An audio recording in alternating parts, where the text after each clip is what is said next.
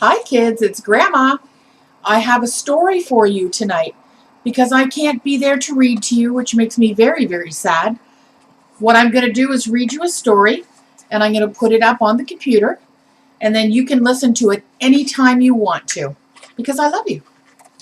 So this one is called The Little Soul and the Sun by an author named Neil Donald Walsh, and it's illustrated by Frank Riccio. Both of them are brilliant, I must say. So here it goes. I'm afraid it is a crying book.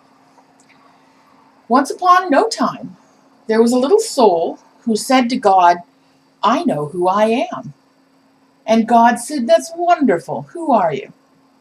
The little soul shouted, "I'm the light." God smiled a big smile. "That's right," God exclaimed. "You are the light." The little soul was so happy, for it had figured out what all the souls in the kingdom were there to figure out. "Wow," said the little soul, "this is really cool."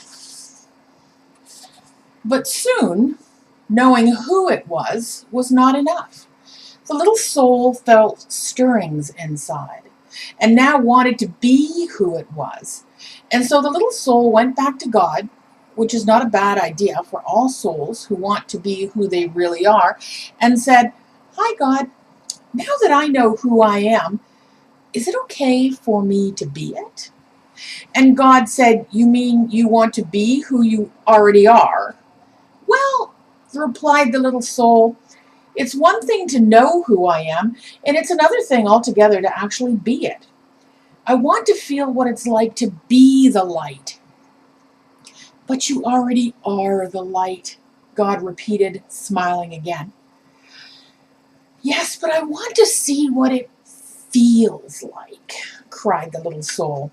"Well," said God with a chuckle, "I suppose I should have known. You were always the adventuresome one." Then God's expression changed.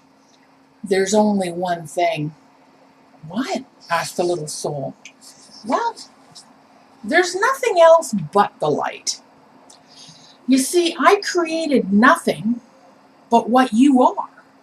And so there is no easy way for you to experience yourself as who you are, since there is nothing that you are not." "Huh?" said the little soul, who was now a little confused. "Think of it this way," said God. "You are like a candle in the sun.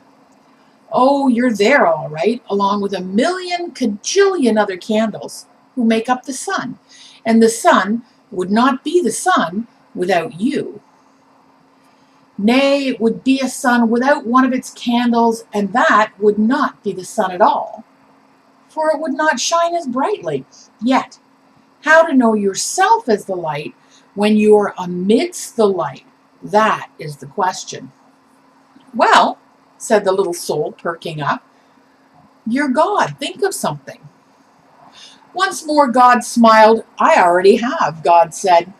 "Since you cannot see yourself as the light when you are in the light, we will surround you with darkness." "Ooh, what's darkness?" said the little soul. God replied, "It is that which you are not." "Will I be afraid of the dark?" cried the little soul. "Only if you choose to be," God answered. "There's nothing really to be afraid of, unless you decide that there is. You see, we are making it all up. We are pretending." "Oh," said the little soul, feeling better already. Then God explained that in order to experience anything at all, the exact opposite of it will appear. "It is a great gift," God said, "because without it you could not know what anything is like. You could not know warm without cold, up without down, fast without slow. You would not know left without right, here without there, now without then." And so, God concluded, when you're surrounded with darkness, do not shake your fist and raise your voice and curse the darkness. Rather, be a light in the darkness. And don't be mad about it. And then you will know who you really are, and others will know too. Let your light so shine that everyone will know how special you are. You mean it's okay to let others see how special I am? Said the little soul. Of course, God chuckled. It's very okay. But remember, special does not mean better. Everybody is special, each in their own way. Yet many others have forgotten that. They will see that it is okay for them to be special only when you see that it's okay for you to be special. Wow, said the little soul, dancing and skipping and laughing and jumping with joy. I can be as special as I want to be. Yes, and you can start right now, said God, who was dancing and skipping and laughing right along with the little soul. What part of special do you want to be? What part of special? The little soul repeated. I don't understand. Well, God explained, being the light is being special, and being special has a lot of parts to it. It's special to be kind, it's special to be gentle, it is special to be creative, it is special to be patient. Can you think of any other ways that it's special to be? The little soul sat quietly for a moment. I can think of lots of ways to be special, the little soul then exclaimed. It is special to be helpful. It is special to be sharing. It is special to be friendly. It is special to be considerate of others. Yes, God agreed. And you can be all of those things or any part of special that you wish to be at any moment. That's what it means to be the light. I know what I want to be. I know what I want to be, the little soul announced with great excitement. I want to be the part of special called forgiving. Isn't it special to be forgiving? Oh, yes, God assured the little soul. That is very, very special. Okay, said the little soul. That's what I want to be. I want to be forgiving. I want to experience myself as that. Good, said God. But there's one thing you should know. The little soul was becoming a bit impatient now. It always seemed as though there were some complication. What is that? The little soul sighed. There's no one to forgive. No one? The little soul could hardly believe what had been said. No one, God repeated. Everything I have made is perfect. There's not a single soul in all creation less perfect than you. Look around you. It was then that the little soul realized that a large crowd had gathered. Souls had come from far and wide, from all over the kingdom, for the word had gone forth that the little soul was having this extraordinary conversation with God, and everyone wanted to hear what they were saying. Looking at the countless other souls gathered there, the little soul had to agree. None appeared less wonderful, less magnificent, or less perfect than the little soul itself. Such was the wonder of the souls gathered around, and so bright was their light, that the little soul could scarcely gaze upon them. Who then to forgive? Asked God.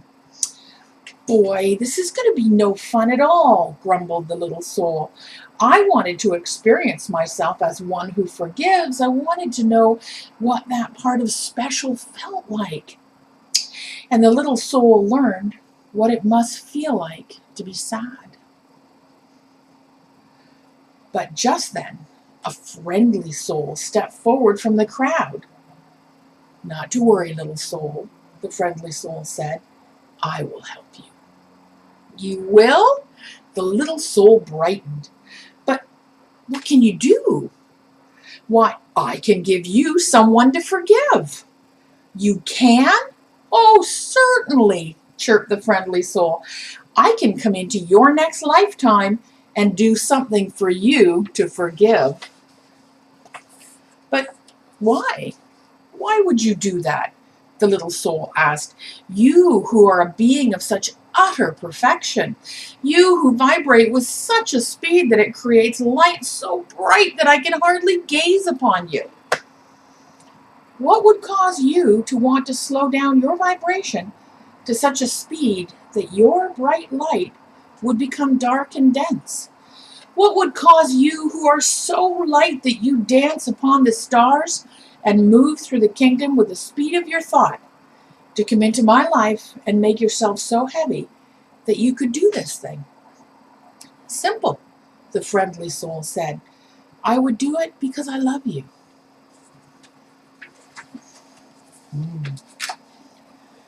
The little soul seemed surprised at the answer. Don't be so amazed, said the friendly soul. You've done the same thing for me, don't you remember? Oh, we have danced together, you and I, many times. Through the eons and across the ages have we danced. Across all time and in many places have we played together. You just don't remember. We have both been all of it. We have been the up and the down of it, the left and the right of it. We have been the here and the there of it, the now and the then of it. We have been the male and the female, the good and the bad.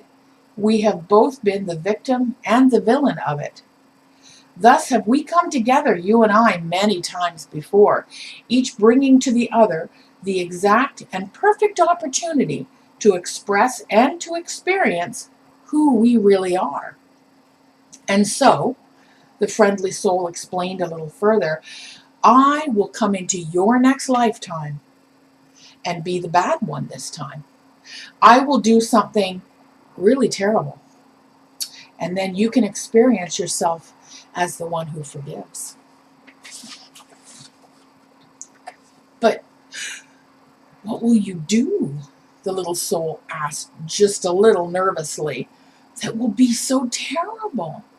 Oh, replied the friendly soul with a twinkle, we'll think of something.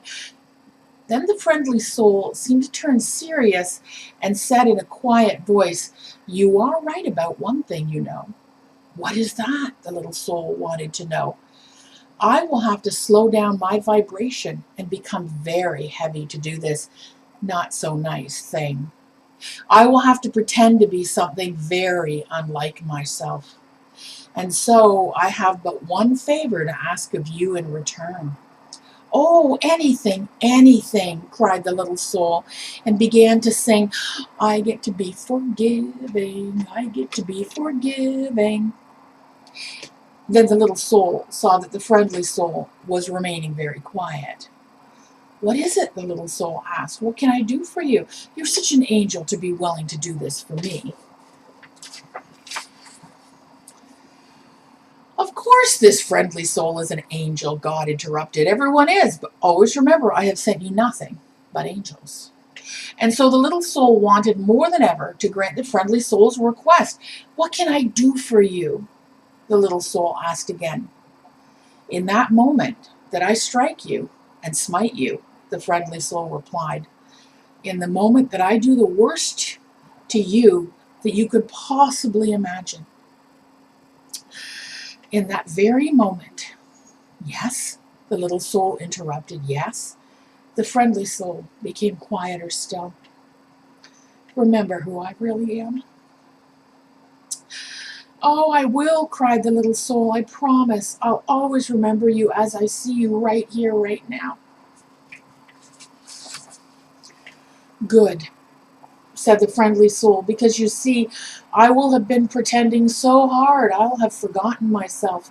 And if you do not remember me as I really am, I may not be able to remember myself for a long time. And if I forget who I am, you may even forget who you are. And then we will both be lost. And then we'll need another soul to come along and remind us both of who we are. No, we won't, the little soul promised again. I will remember you. And I will thank you for bringing me this gift, the chance to experience who I am. And so the agreement was made. And the little soul went forth into a new lifetime, excited to be the light, which was very special, and excited to be that part of special called forgiveness. And the little soul waited anxiously to be able to experience itself as forgiveness and to thank whatever other soul made it possible.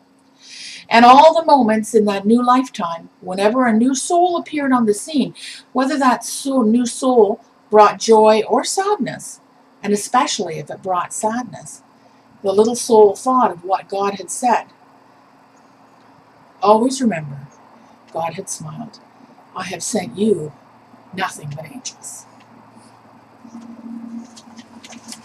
The end.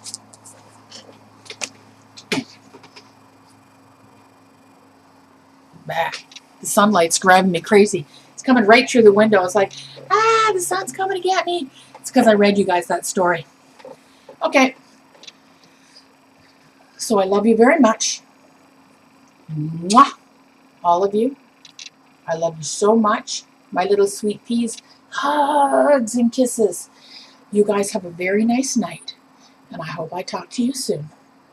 Bye-bye.